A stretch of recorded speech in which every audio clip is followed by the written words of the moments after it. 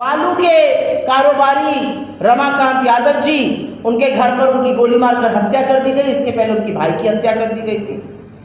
गोपाल खेमका जी, इस केस ने दुनिया भर में ये तस्वीर पहुंचाई है कि बिहार में कानून व्यवस्था पूरी तरह से दम तोड़ चुकी है। मगध अस्पताल के मालिक जिस तरह से उनकी गोली मारकर हत्या हुई और उससे पहले उनके बेटे की हुई थी। अंजनी सिंह जी, पटना के ज़मीनी कारोबारी, उनकी जिस तरह से रात में बदमाशों ने गोली मार के हत्या कर दी और हाईटेक हथियार लेकर अपराधी चल रहे हैं। कोई चेक करने वाला नहीं है बिहार में, कहां से आ रहे हैं अपराध, कौन सप्लाई कर रहा है। बिहार के हर व्यक्ति को लाइन में लगा दिया है, अपना प्रमाण पत्र दिखाओ, अपनी पहचान दिखाओ, अपनी नागरिकता सिद्ध करो। लेकिन अपराधी बेधड़क है, अपराधी बेखौफ है, अपराधियों के पास हथियार कहां से आ रहे हैं ये पता ही नहीं है। रजी अहमद उर्फ नन्नू मियां, मालेगांव के रहने वाले जमीन कारोबारी, उनकी हत्या। विनय गुप्ता जी, किराना व्यवसायी, नवगछिया बाजार में उनकी गोली मारकर हत्या। रमेश चंद्रा जी, मार्च में मुजफ्फरपुर में मिट्टी के कारोबारी, उनकी गोली मारकर हत्या कर दी गई। संजय अग्रवाल जी, नामी ज्वेलर थे, उनकी दर्दनाक मौत हुई क्योंकि गोलियों से उनको भून दिया गया था। सुरभि जो एशिया अस्पताल की संचालिका थी, उनके चेंबर में घुसकर उनको गोली मारी गई। विनोद मेहता, भागलपुर के जो कपड़ा कारोबारी थे, उनकी नृशंस हत्या हुई। और ADG law and order, Bihar का जो सर्वोच्च पद पे बैठे हुए पुलिस आला कमान है, उनके सामने पटना में बोरिंग कैनाल में दिन दहाड़े 8 राउंड फायरिंग के होते हैं और पटना की सरकार, बिहार की सरकार सुई टपक सन्नाटा, कोई कुछ कहने वाला ही नहीं है। इस तरह से अपराध है, इस तरह से रक्त रंजन है, इस तरह से लहू बहाया जा रहा है, कोई कहने वाला नहीं है। एक दिन नहीं बीतता है जब बिहार के अखबार में किसी बच्ची का रेप, किसी बच्ची की हत्या, किसी छोटे बच्चों के साथ कुकर्म सामने नहीं आते। और ये मैं नहीं बोल रही हूं, ये मोदी जी कह रहे हैं बिहार के मामले में, क्योंकि ये मोदी सरकार की एनसीआरबी के आंकड़े कोट कर रही हूं आपको, ये कांग्रेस दफ्तर में रिसर्च के आंकड़े नहीं है, ये केंद्र की एजेंसी एनसीआरबी के आंकड़े हैं। और वो पूरी तरह से साफ है कि 2006 से 2022 के बीच में बिहार में क्या हुआ है। 2022 से लेकर 2022 के बीच में 323% वृद्धि हुई है अपराध के मामलों में। इसका संज्ञान कौन लेगा, इसका जवाब कौन देगा? सुशासन बाबू का जो ओढ़े रहते थे, उस पर कौन जवाब देगा? बिहार राज्य उत्तर प्रदेश के बाद हत्या के मामलों में दूसरे नंबर पर है। हत्या की कोशिश के मामले में बिहार पूरे देश में दूसरे नंबर पे है। बिहार में हत्या, बलात्कार, अपहरण, फिरौती, डकैती के मामले 200% से ज़्यादा बढ़े हैं। महिला अपराध, और इसके बारे में भी मैंने चर्चा की थी, 336% की वृद्धि हुई है इस दौरान। और इनमें से 1,17,000 से ज़्यादा मामले आज भी अदालतों में लंबित हैं। महिलाओं का सम्मान खोखले दावों से नहीं होता है, उनको सुरक्षित रखकर होता है। महिला अपहरण में 1000% से ज़्यादा की वृद्धि। बच्चों के विरुद्ध अपराध में करीब 62,000 से ज़्यादा बच्चे कुकर्म और दुष्कर्म का शिकार हुए। दलित उत्पीड़न के मामले में बिहार इस देश में नंबर 2 पर है। तो ना आप महिलाओं को सुरक्षित रख पा रहे हैं, ना बच्चों को रख पा रहे हैं, ना कारोबारियों को रख पा रहे हैं, ना दलित पिछड़े आदिवासियों को सुरक्षित रख पा रहे हैं। आप सुरक्षित किसको रख रहे हैं? आपके राज्य में सबसे सुरक्षित वो जघन्य अपराधी है जो आपके साथ मिलकर ये कर रहा है, आपके संरक्षण के चलते ये कर रहा है। लंबी एक फहरिस्त है, चाहे वो बक्सर की घटना हो, सहरसा की हो, पटना की हो, नालंदा की हो, आरा की हो, तमाम ऐसी घटनाएं, चाहे वो बेतिया हो, कटिहार हो, मुंगेर हो, जहां पर महिलाओं के साथ अपराध हुआ, जहां पर कारोबारियों के साथ अपराध हुआ, जहां पर दिन दहाड़े हत्याएं हुई। लेकिन आज भी आरोपी, आज भी जो लोग जिन्होंने इसको अंजाम दिया वो फरार हैं। 2-4 शूटर को पकड़कर सरकार अपनी पीठ थपथपाती है। ये साजिश कौन रच रहा है, इनके पीछे कितने बड़े बड़े अपराधी खड़े हैं, उनसे कोई सरोकार नहीं है। मैंने बच्चियों के साथ बहुत धन्यवाद सम्मानित मंच को। आप सभी पत्रकार बंधुओं को मेरा नमस्कार। बिल्कुल सही कहा, बिहार की खबरें पढ़ो तो वाकई में रूह कांप जाती है और समझ में नहीं आता कि आधी आबादी के साथ, कारोबारियों के साथ, बच्चियों के साथ, बच्चों के साथ हो क्या रहा है बिहार में। और उस पर अभी मैं डिटेल में ज़रूर बात करूँगी, आंकड़ों के साथ बात करूँगी, क्योंकि बिना आंकड़ों के हवाई बात करने की ना हमारी आदत है और ना हम लोग तोहमत लगाते हैं। लेकिन आज एक और बड़ा मुद्दा है जो कि दिखा रहा है कि बिहार में हो क्या रहा है। सत्ता में जो काबिज हैं उन्होंने मर्यादा की, उन्होंने नैतिकता की, उन्होंने सार्वजनिक जीवन में लोक लाज की धज्जियां उड़ा दी। और मैं बिल्कुल बात कर रही हूं एक ऐसे मामले की जो ना सिर्फ गैर कानूनी है लेकिन मर्यादा के तार तार करता है, और वो मामला है बिहार के नगर विकास मंत्री जीवेश मिश्रा और नकली दवा सप्लाई करने के आरोप में, जहां पर वो दोषी पाए गए हैं। एक मंत्री है बिहार की सरकार में जो शहर का विकास करते हैं वो, लेकिन नकली दवाइयां बना रहे हैं। और नकली दवाई का मतलब है कि आप लोगों के स्वास्थ्य के साथ, परिजनों के जीवन के साथ खिलवाड़ कर रहे हैं और आप पर आरोप नहीं है, आप दोषी पाए गए हैं।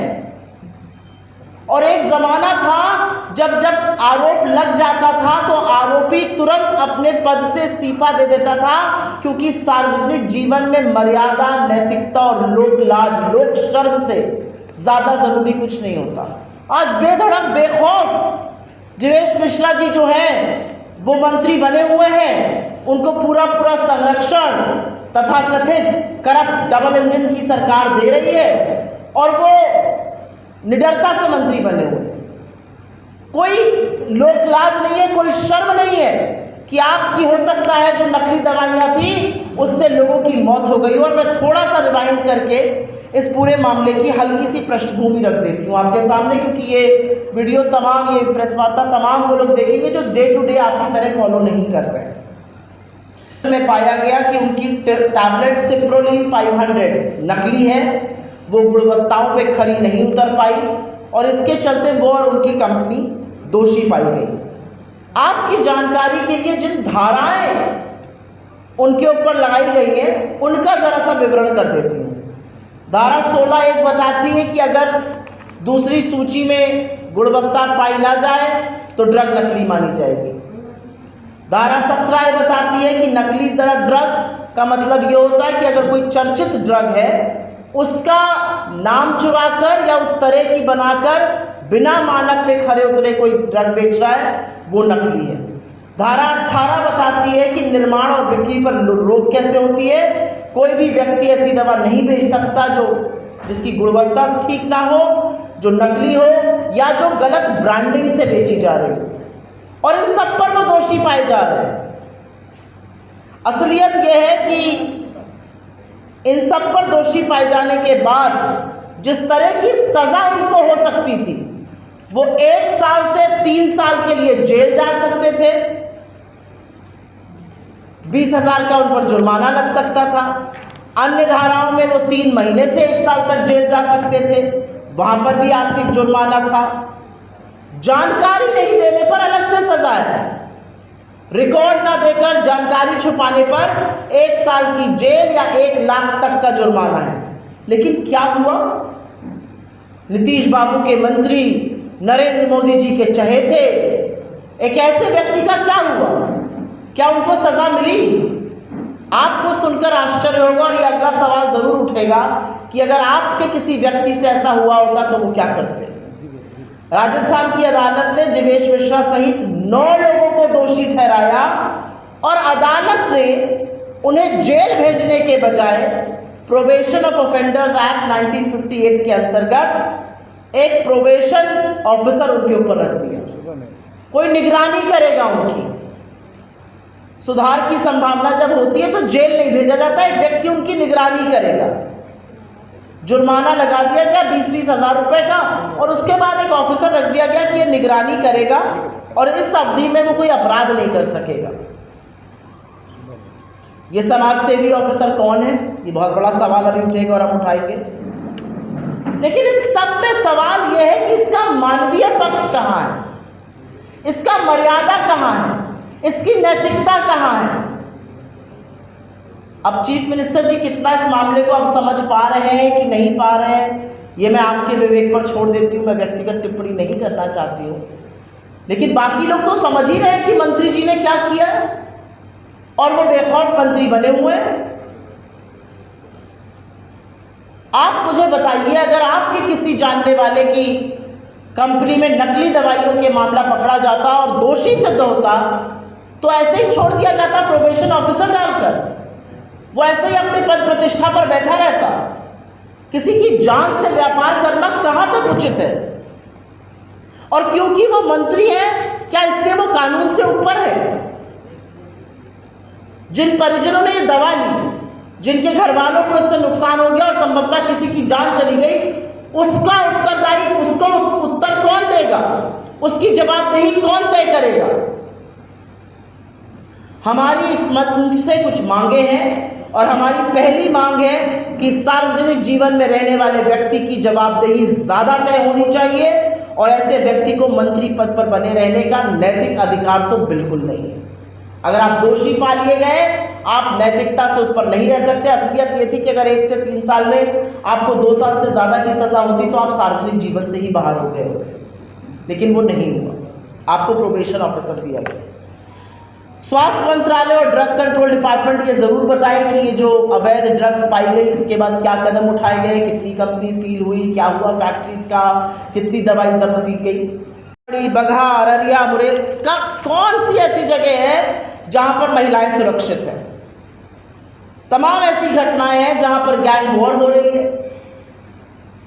पिक्चरों में जो दिखाया जाता था वो बिहार में आज हो रहा है और बिहार की सरकार को मानो कोई फर्क ही नहीं पड़ता है।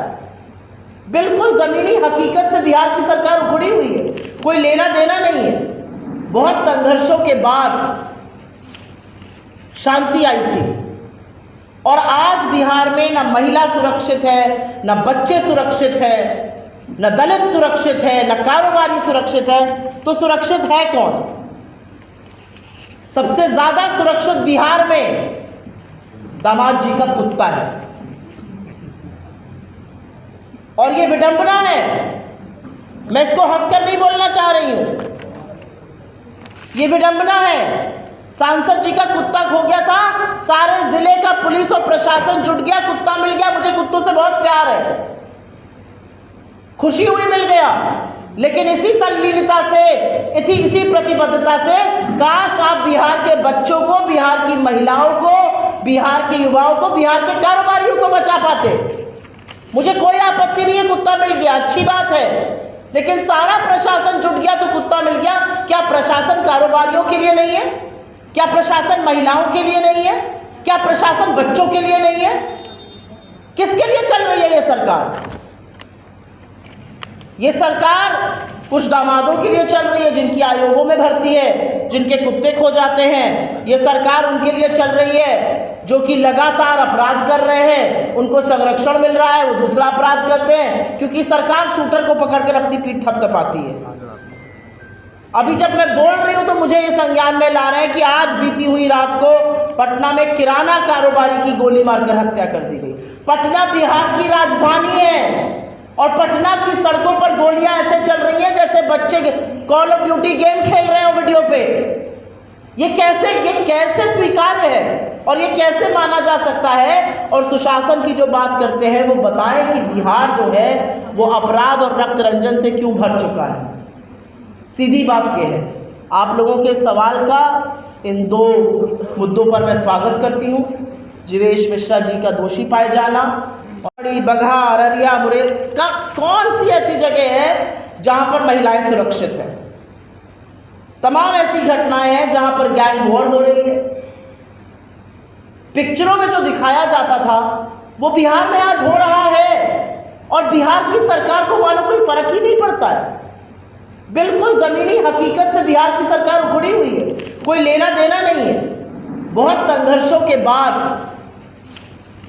शांति आई थी और आज बिहार में न महिला सुरक्षित है, न बच्चे सुरक्षित है, न दलित सुरक्षित है, न कारोबारी सुरक्षित है, तो सुरक्षित है कौन? सबसे ज्यादा सुरक्षित बिहार में दामाद जी का कुत्ता है। और ये विडंबना है, मैं इसको हंसकर नहीं बोलना चाह रही हूं, ये विडंबना है। सांसद जी का कुत्ता खो गया था, सारे जिले का पुलिस और प्रशासन जुट गया, कुत्ता मिल गया, मुझे कुत्तों से बहुत प्यार है, खुशी हुई, मिल गया। लेकिन इसी तल्लीनता से, इसी प्रतिबद्धता से काश आप बिहार के बच्चों को, बिहार की महिलाओं को, बिहार के युवाओं को, बिहार के कारोबारियों को बचा पाते।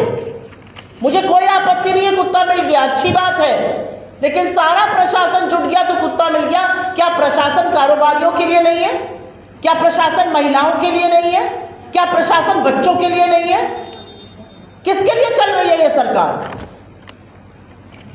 ये सरकार कुछ दामादों के लिए चल रही है जिनकी आयोगों में भर्ती है, जिनके कुत्ते खो जाते हैं। ये सरकार उनके लिए चल रही है जो कि लगातार अपराध कर रहे हैं, उनको संरक्षण मिल रहा है, वो दूसरा अपराध करते हैं, क्योंकि सरकार शूटर को पकड़कर अपनी पीठ थपथपाती है। अभी जब मैं बोल रही हूं तो मुझे ये संज्ञान में ला रहे हैं कि आज बीती हुई रात को पटना में किराना कारोबारी की गोली मारकर हत्या कर दी गई। पटना बिहार की राजधानी है और पटना की सड़कों पर गोलियां ऐसे चल रही हैं जैसे बच्चे कॉल ऑफ ड्यूटी गेम खेल रहे हो वीडियो पे।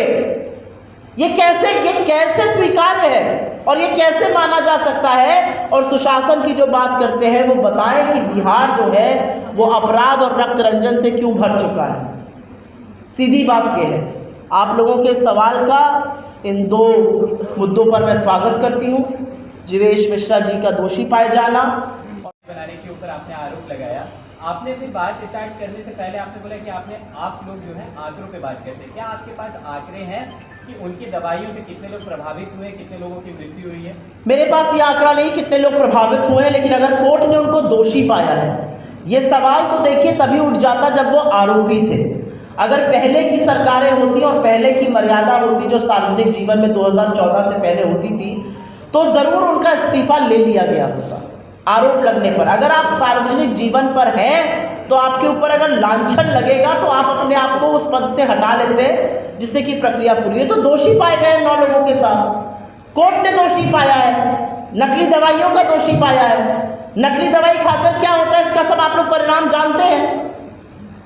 कोर्ट ने दोषी पाया है, कोर्ट ने प्रोबेशन ऑफिसर उनको दे दिया है। बंदी के दौरान जो महिलाओं के साथ